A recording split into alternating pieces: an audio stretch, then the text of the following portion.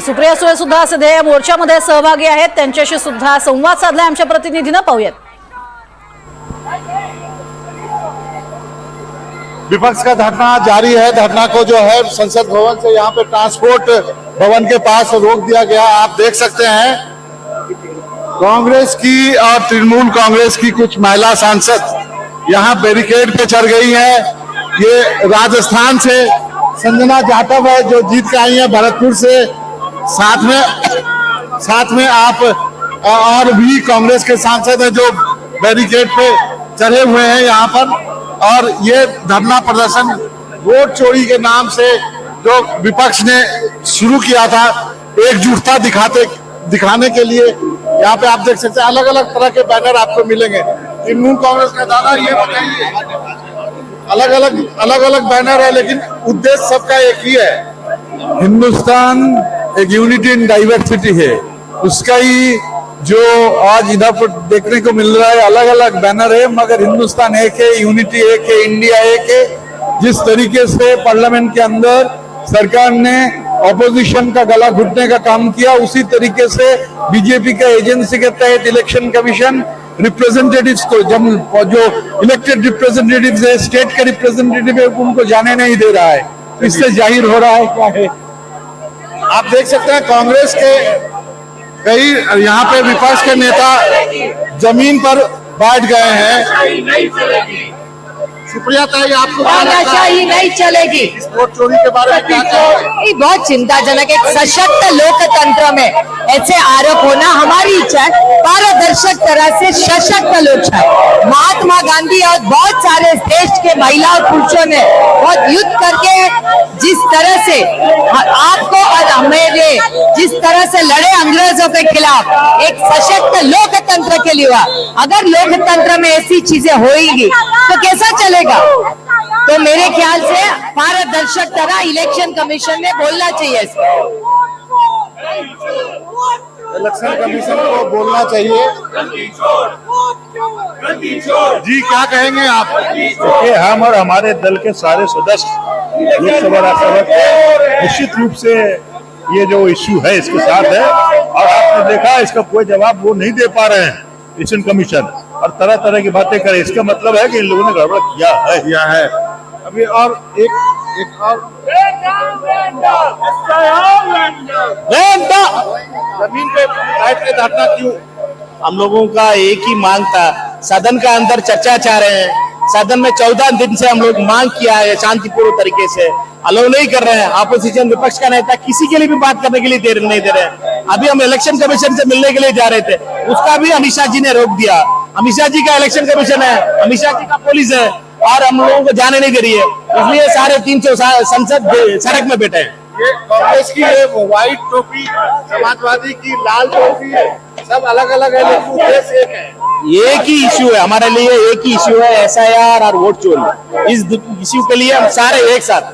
तो आपने देखा किस ढंग से जो है सभी राजनीतिक दल विपक्ष जो है एकजुट है इस मामले पर। और यहाँ पे थोड़ा एक्शन दिखाता हूँ आप, तो आपको यहाँ पे थोड़ा सा एक्शन दिखाता हूँ। ये देखिए एक बार फिर से महिला सांसद जो है वो देखिए ये बैरिकेड पर जिस ढंग से आप स्टूडेंट प्रोटेस्ट देखते होंगे या कोई और बड़ा प्रोटेस्ट, ये सारे सांसद हैं। आपको गौर करने वाली बात ये है, और ये अपनी जो SIR पे अपना विरोध जो है दर्ज करा रहे हैं। हिमांशु के साथ मनोरंजन भारती, NDTV इंडिया के लिए। तो बॅरिकेडवरती चढलेल्या महिला खासदार या ठिकाणी पाहायला मिळाल्या आणि एकीकडे आपण बघतोय की शरद पवार हे देखील इथे ठिया मांडून बसलेले आहेत। वोट चोरी होती असं म्हणत जोरदार आंदोलन होत आहे। महिला खासदार ज्या आहेत तृणमूलच्या आणि सपाच्या त्या आक्रमक झालेल्या पाहायला मिळत आहेत आणि त्या या बॅरिकेड्सवरती चढून चोर है इलेक्शन कमिशन चोर है अशा स्वरूपाच्या जोरदार घोषणा देत आहेत आणि हातामध्ये फलक घेत लोकशाहीचा गळा दाबण्याचं काम एकीकडे निवडणूक आयोगाकडनं आणि भाजपकडनं केलं जातंय अशा स्वरूपाचा आरोप या सर्व खासदारांकरवी केला जातोय। अतिशय आक्रमक झालेले हे सगळे खासदार आणि आक्रमक अशा स्वरूपात लोकशाहीचा गळा दाबण्याचं काम येत्या काळामध्ये होऊ द्यायचं नाही आणि यासाठी आम्ही आक्रमक झालेलो आहोत असं म्हणत ठिय्या मांडून बसलेले आहेत. सुप्रिया सुळे सुद्धा या आंदोलनामध्ये सहभागी झालेले आहेत आणि अशा पद्धतीनं येत्या काळात घटना घडू नयेत, लोकशाहीचा गळा दाबण्याचं काम केलं जाऊ नये यासाठी आम्ही आंदोलन करत आहोत असं म्हटलेलं आहे. 7 ऑगस्ट रोजी ज्या वेळेला स्वतः पत्रकार परिषद घेऊन राहुल गांधींनी आरोप केलेले होते तेव्हा या मतचोरीच्या मुद्द्यावरती त्यांनी एकदम सविस्तर भाष्य केलेलं होतं. कशा पद्धतीनं बोगस पद्धतीनं मतदार तयार केले जातात, अवैध फोटो वापरले जातात, फॉर्म 6चा कशा पद्धतीनं गैरवापर केला जातो, वेगवेगळ्या पत्त्यांवरती मतदार कशा पद्धतीनं तयार केले जातात, अशा अनेक मुद्द्यांना त्यांनी हात घातलेला होता. इतकंच नव्हे तर महाराष्ट्रामध्ये कशा पद्धतीनं वेळेचा गैरफायदा घेत जास्त वेळ वापरून मतदान झालं आणि त्याचा फायदा कशा पद्धतीनं भाजपला झाला यावरती त्यांनी भाष्य केलेलं होतं, बोट ठेवलेलं होतं. आणि आता हे सगळे मुद्दे घेत सर्वच्या सर्व खासदार आक्रमक झालेले आहेत, जेणे येत्या काळामध्ये आमच्या प्रांतात ही मतचोरी होऊ नये आक्रमक झालेले आहेत हे सर्वच खासदार. आणि 300च्या 300 खासदार इतर कार्यकर्ते सध्या उपस्थित आहेत आणि घोषणाबाजी जोरदार पद्धतीनं सुरू आहे. मतांच्या चोरीवरनं वेगवेगळी भाष्य समोर आलेली आहेत. शरद पवार यांनी सुद्धा या संदर्भात भाष्य केलेलं होतं आणि तब्बल 160 उमेदवार निवडून देतो यासाठी मी व्हीव्हीपॅट संदर्भात आणि जे मशीन आहे ते मशीन हॅक करून मी तुम्हाला 160 आमदार निवडून आणून देऊ शकतो असं सांगणारे दोघे जण आलेले होते असं म्हटलेलं होतं. देखिए, चुनाव आयोग जिसकी भूमिका निष्पक्षता की होनी चाहिए, आज उसकी भूमिका भाजपा के सहयोग की मानी जा रही है।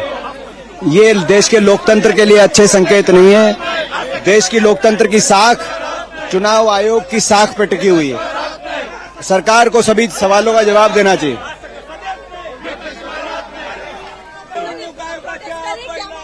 अधिक माहिती घेऊयात. रामराजे शिंदे आमचे प्रतिनिधी सुद्धा आपल्यासोबत आहेत. रामराजे, एकीकडे और हमारे हक के खिलाफ है। हमें संविधान ने मतदान का हक दिया है, वो हक छीनने का काम चुनाव आयोग गुलामी जैसे भारतीय जनता पार्टी के इशारे पे नाच रहा है। जी, Jairam Ramesh at the back.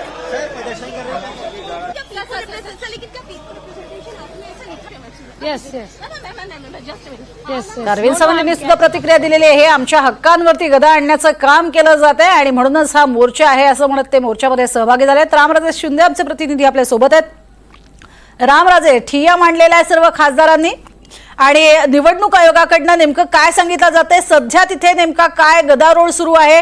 कोणता निरोप निवडणूक आयोगाकडनं खासदारांना किंवा राहुल गांधींना देण्यात आलाय का? हे सर्व खासदार जे आहेत ते बाहेर पडण्याचा प्रयत्न करत आहेत, परंतु रस्त्यावर त्यांना अडवण्यात आलेलं आहे, बॅरिकेड लावण्यात आलेला आहे आणि ट्रान्सपोर्ट भवनपासून परिवहन मंत्रालयापासून त्यांना पुढे जाऊ दिलं जात नाहीये. कारण मार्चची परवानगी दिली गेली नव्हती आणि निवडणूक आयोगाने सांगितलं होती की केवळ 30 जणांना 30 जणांचं डेलिगेशन जे आहेत त्यांना पाठवावं. परंतु आता हे अनेक खासदार आहेत, त्यामुळं त्यांना निवडणूक आयोगाकडे सोडलं जात नाहीये. निवडणूक आयोगानं आताच माहिती दिलेली आहे की याच्या अगोदर म्हणजे कालच जयराम रमेश यांना ईमेल केला होता आणि त्यांना माहिती देण्यात आली होती की तुमचं 30 जणांचं शिष्टमंडळ पाठवावं. परंतु जयराम रमेश यांनी तेव्हा सकारात्मक पवित्रा घेतला होता. मात्र आज त्यांचा टोन बदललेला आहे, म्हणजेच की आज ते नाही म्हणत आहेत. अशा प्रकारे इलेक्शन कमिशननं सुद्धा आपलं स्टेटमेंट जारी केलेलं आहे. त्याच्यामुळं इलेक्शन कमिशनचं म्हणणं हे आहे की आम्ही चर्चेसाठी तयार आहोत जे मुद्दे आहेत, परंतु विरोधक आणि काँग्रेस पार्टी इतर नेते जे आहेत ते तयार नाही आहेत. असा आता ब्लेम गेम जो आहे तो एकमेकावर सुरू आहे. एकीकडे राहुल गांधी आणि काँग्रेस म्हणतंय की निवडणूक आयोग याच्यावर उत्तर देत नाही, दुसरीकडे निवडणूक आयोग म्हणतंय की आम्ही चर्चेसाठी बोलवलेलं आहे, परंतु हे संपूर्ण खासदार विरोधक पक्षातले ते मात्र येत नाहीत चर्चेसाठी. त्यामुळे या त्यांच्या मुद्द्याचं त्यांच्या प्रश्नांचं निरसन जे आहे ते होत नाहीये आणि म्हणूनच हा संघर्ष जो आहे तो वाढलेला दिसतोय, ताणलेला दिसतोय. अनेक खासदार आहेत की जे आलेले आहेत, काही खासदारांचं वय जास्त आहे. आपल्याला माहिती मिळेल की 1-2 खासदार जे आहेत ते या संपूर्ण प्रोसेसच्या दरम्यान त्यांना अस्वस्थ वाटू लागलं, कारण की दिल्लीमध्ये आता वातावरण वेगळं आहे, गरमी आहे आणि त्यामुळे थोडंसं थांबवतीये.